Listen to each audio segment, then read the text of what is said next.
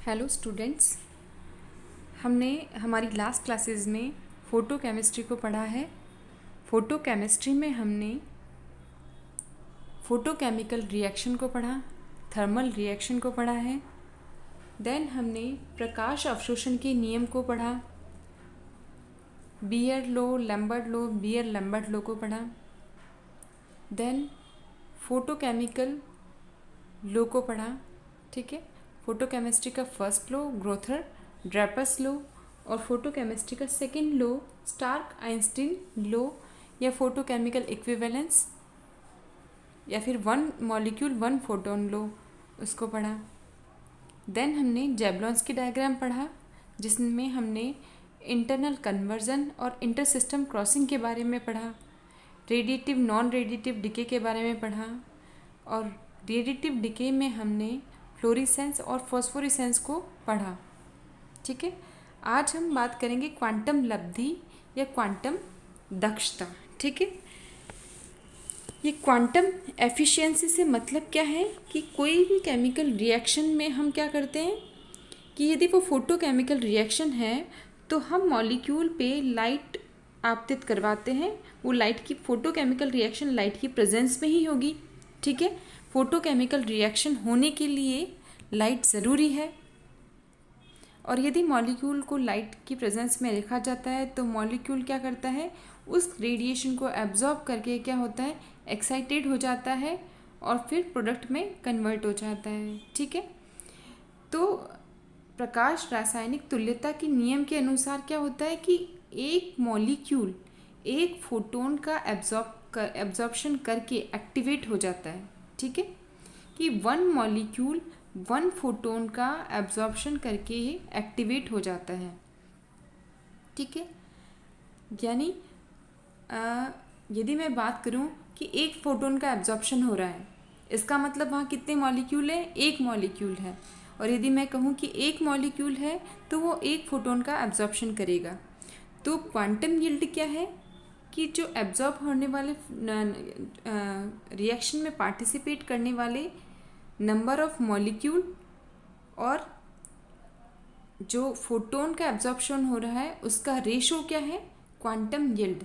ठीक है, quantum yield क्या है, रिएक्शन में पार्टिसिपेट करने वाले क्रियाकारक के अणु, ठीक है, और अवशोषित होने वाले फोटोन का नंबर, उसका रेशो है। ठीक है, यदि हम 10 फोटोन मॉलिक्यूल एब्जॉर्ब कर रहा है, इसका मतलब 10 मॉलिक्यूल प्रेजेंट है और इनका रेशो क्या होगा, 10/10, 1:1।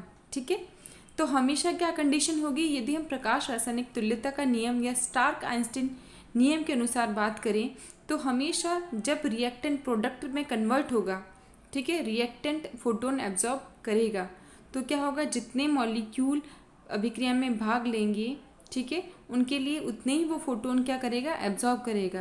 यानी हमेशा स्थिति कैसी होनी चाहिए, 1:1 का रिलेशन होना चाहिए। लेकिन वास्तव में हमने देखा कि ये जो 1:1 का हमेशा यही रेशो नहीं रहता है। ठीक है, क्योंकि बहुत सारी ऐसी अभिक्रियाएं होती हैं जिसमें रिएक्शन एक स्टेप में नहीं होती है। ठीक है, सिंगल स्टेप में नहीं होती है। जो प्रोडक्ट बनता है वो प्रोडक्ट आगे रिएक्शन में पार्टिसिपेट कर जाता है। ठीक है, और यदि वो रिएक्शन में आगे जो प्रोडक्ट बनाए हमारा वो रिएक्शन में पार्टिसिपेट करेगा तो वो आगे भी रिएक्शन प्रोसीड होती जाएगी। ठीक है, यानी एक फोटोन के एब्जॉर्प्शन से एक से ज़्यादा अणु अपघटित हो सकते हैं या एक फोटोन के एब्जॉर्प्शन से एक से ज़्यादा अणु अभिक्रिया में भाग ले सकते हैं। ठीक है, तो प्रकाश रासायनिक तुल्यता का नियम केवल अवशोषण या प्राथमिक रासायनिक प्रक्रम के लिए ही प्रयुक्त होता है, अर्थात इसमें उत्पाद आगे और कोई अभिक्रिया नहीं करते। ठीक है, यदि प्रोडक्ट आगे कोई रिएक्शन नहीं करेगा तब कौन सा रिलेशन होगा, 1:1 का।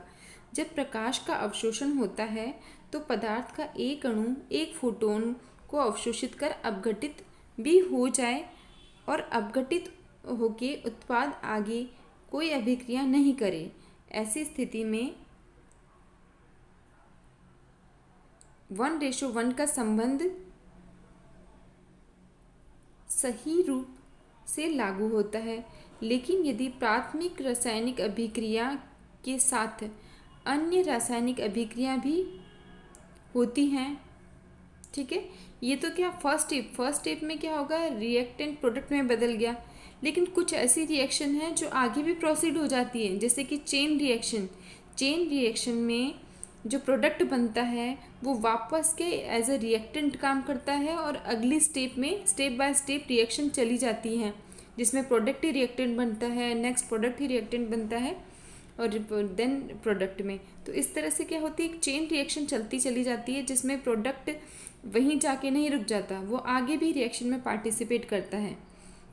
तो ओनली एक फोटोन के एब्जॉर्प्शन से ये इतनी सारी स्टेप में रिएक्शन होती हैं, ठीक है। यानी एक फोटोन ओनली एक मॉलिक्यूल को एक्साइट नहीं कर रहा है, एक फोटोन से बहुत सारे मॉलिक्यूल में एक्साइटेशन हो रहा है, अपघटन हो रहा है और केमिकल रिएक्शन प्रोसीड हो रही है, ठीक है। यानी यदि हम चेन रिएक्शन की बात करें कि H2 व Br2 की रिएक्शन, H2 व Cl2 आदि में जो चेन रिएक्शन होती है, उसमें क्या होता है, एक फोटोन का अवशोषण पर कई अणु अपघटित होते हैं, तब 1:1 का सही रूप से संबंध नहीं होता, अर्थात रासायनिक तुल्यता का नियम 1:1 सही नहीं है। अतः क्रिया करने वाले अणुओं की संख्या अवशोषित फोटोन की संख्या में सही संबंध ज्ञात करने के लिए एक नए पद की आवश्यकता हुई, ठीक है। अभी हमने देखा कि जो 1:1 का संबंध सही रूप से लागू नहीं होता है, इसलिए हमें एक नए स्टेप की आवश्यकता हुई, जो इसके साथ ही प्रकाश रासायनिक अभिक्रिया की क्रियाविधि तथा मात्रात्मक विश्लेषण को समझा सके, ठीक है। इस पद को क्वांटम लब्धि या क्वांटम दक्षता, क्वांटम यील्ड और क्वांटम इफिशियंसी, जिसे फाई द्वारा प्रदर्शित किया गया। किसी प्रकाश रासायनिक अभिक्रिया की क्वांटम दक्षता दिए गए समय में उत्पादों में रूपांतरित होने वाले अणुओं की कुल संख्या तथा उसी समय में अवशोषित होने वाले फोटोन की कुल संख्या का अनुपात है, ठीक है। यदि कोई भी केमिकल रिएक्शन में जो क्वांटम दक्षता, वो क्या है, किसी निश्चित समय में जो प्रोडक्ट में रूपांतरित होने वाले जो मॉलिक्यूल है उनकी संख्या और उसी समय में अवशोषित होने वाले फोटोन की कुल संख्या का क्या है, रेशो है। तो क्वांटम दक्षता क्या है, एक रेशो है। किसका रेशो है, ऐसे मॉलिक्यूल एक निश्चित समय में उत्पाद में कन्वर्ट होने वाले नंबर ऑफ मॉलिक्यूल और जो एब्जॉर्ब होने वाले फोटोन का जो रेशो है वो क्या है, क्वांटम दक्षता। दूसरे शब्दों में क्वांटम दक्षता या क्वांटम लब्धि प्रति फोटोन या क्वांटम प्रकाश अवशोषण संख्या अभिक्रिया करने वाले अभिकारी अणुओं की संख्या है। अब इसका मैथमेटिक रूप से हम देखें तो फाई क्या है, देखो फाई के 1, 2, 3 और 4 तरीके से हम इसको डिफाइन कर सकते हैं। तो पहला फॉर्मूला हम बात करें तो फाई इजिकल टू क्या हो गया, दिए गए समय में अभिक्रिया करने वाले अणुओं की संख्या और उसी समय में अवशोषित होने वाले फोटोनों या क्वांटमों की संख्या, ठीक है, का रेशो, वो क्या है, फाई। या फिर हम पदार्थ के अभिकृत होने के पद में हम बात करें कि रिएक्शन हो रही है, तब फाई क्या है, पदार्थ के अभिकृत होने की मात्रा और अवशोषित फोटोनों की मात्रा का रेशो। या फिर फाई हम कहेंगे दिए गए समय में अभिकृत मोलों की मात्रा, और यदि अभिकृत हमने यहाँ मोल वर्ड यूज़ किया है, मोल की मात्रा, तो यदि एक मोल मॉलिक्यूल हैं और वो फोटोन का अब्जॉर्प्शन कर रहे हैं तो वो क्या है, एक आइंस्टीन, ठीक है। तो दिए गए समय में अभिकृत मोलों की मात्रा और उसी समय में अवशोषित आइंस्टाइनों की मात्रा का रेशो क्या है, फाई। और 4 तरीके से हम करेंगे कि फाई इजिकल टू क्या हो गया, प्रकाश रासायनिक अभिक्रिया की दर और अवशोषित आइंस्टीनों की संख्या का रेशो क्या कहलाता है, फाई कहलाता है। चूँकि आइंस्टीन अवशोषित प्रकाश की ऊर्जा को प्रदर्शित करता है। अतः फाई क्या, यदि ये हमको पता है आइंस्टीन क्या बताता है, अवशोषित प्रकार की एनर्जी को प्रदर्शित करता है। अतः फाई क्या है, अभिक्रिया की दर अपॉन अवशोषित प्रकाश।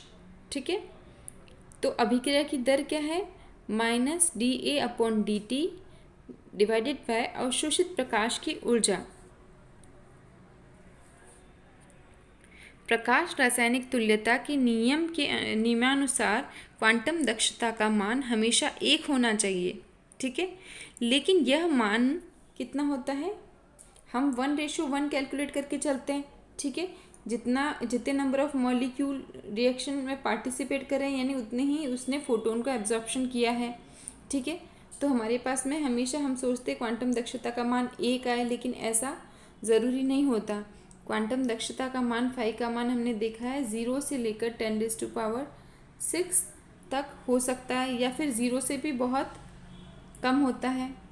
ठीक है, ये देखो 0.04 से कम और 10⁶ से भी क्या हो सकता है, उच्च हो सकता है। प्राथमिक प्रक्रम चरण के लिए क्वांटम लब्धि फाई का मान हमेशा क्या होता है, 1 होता है।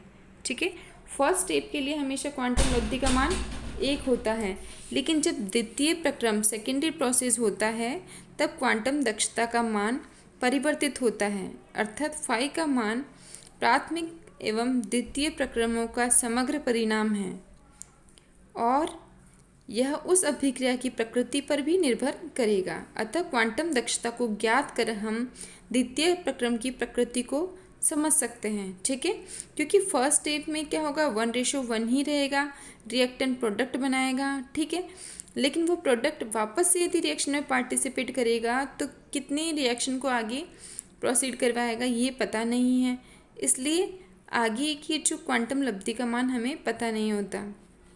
ठीक है, क्वांटम लब्धि या दक्षता का प्रायोगिक निर्धारण, experimental determination of quantum yield और एफिशिएंसी। किसी प्रकाश रासायनिक अभिक्रिया की क्वांटम दक्षता को निम्नलिखित व्यंजक द्वारा व्यक्त करते हैं।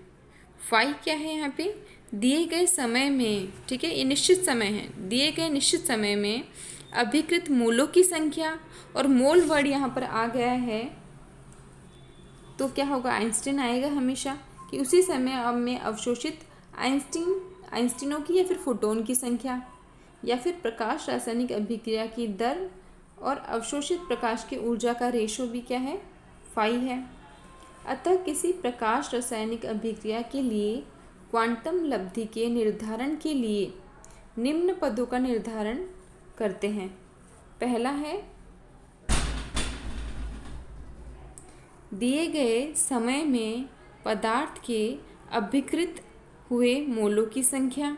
ठीक है, एक निश्चित टाइम पे जितने नंबर ऑफ मॉलिक्यूल यानी जितने नंबर ऑफ मॉलिक्यूल या जितने नंबर ऑफ मोल वो रिएक्शन में पार्टिसिपेट करते हैं वो। सेकेंड थिंग है, उसी समय में निश्चित तरंग दैर्ध्य पर उसी पदार्थ द्वारा अवशोषित आइंस्टीनों या फोटोनों की संख्या या प्रकाश की तीव्रता का मापन। ठीक है, दिए गए समय में पदार्थ से अभिकृत हुए मोलों की संख्या दिए गए समय में रासायनिक बल गतिकी द्वारा ज्ञात कर लेते हैं, क्योंकि यह अभिक्रिया की दर या वेग है। ठीक है, तो फाई क्या है, हमारे अकॉर्डिंग फाई का मान क्या होना चाहिए, हमेशा 1 होना चाहिए, लेकिन ऐसा नहीं होता है क्योंकि कुछ अभिक्रियाएं होती हैं जैसे चेन रिएक्शन है जिसमें जो प्रोडक्ट है वो वापस से क्या रिएक्शन में पार्टिसिपेट कर लेता है। ठीक है, और यदि रिएक्शन में पार्टिसिपेट कर लेगा तो क्या होगा, वो एक फोटोन यदि मॉलिक्यूल ऑब्जर्व कर रहा है तो हम देख रहे हैं कि आगे की चेन रिएक्शन चलती जा रही है, यानी एक फोटोन से काफ़ी सारे मॉलिक्यूल क्या हो रहे हैं, एक्टिवेट हो रहे हैं। यानी 1:1 का जो संबंध बताया है प्रकाश रासायनिक तुल्यता के नियम में वो सही नहीं होगा। ठीक है, तो इसका मान जो फाई का मान है 1 नहीं होके 0 से बहुत कम भी हो सकता है। हमने पढ़ा था 0.04 से लेकर 10⁶ से भी ज़्यादा हो सकता है। ठीक है, तो ये हमारी क्या है, क्वांटम लब्धि। तो आप याद ध्यान रखना, क्वांटम लब्धि क्या है, क्वांटम एफिशिएंसी क्या है, कि जितने नंबर ऑफ मॉलिक्यूल फोटोन का एब्जॉर्प्शन करके रिएक्शन में पार्टिसिपेट करते हैं, या हम ये कहेंगे कि अभिकृत होने वाले क्रियाकारक अणु और अवशोषित फोटोन का जो रेशो है वो क्या है, क्वांटम लब्धि है। ठीक है, तो आगे हम ये देखेंगे कि हाई क्वांटम यील्ड और लो क्वांटम यील्ड कि जो क्वांटम यील्ड हमने देखा 1 होनी चाहिए, वो 1 से कम भी हो सकती है और 1 से क्या हो सकती है, ज़्यादा भी हो सकती है। तो ऐसे कौन कौन से रीज़न हैं जिनकी वजह से क्वांटम यील्ड का मान 1 से ज़्यादा आ सकता है या फिर 1 से कम आ सकता है।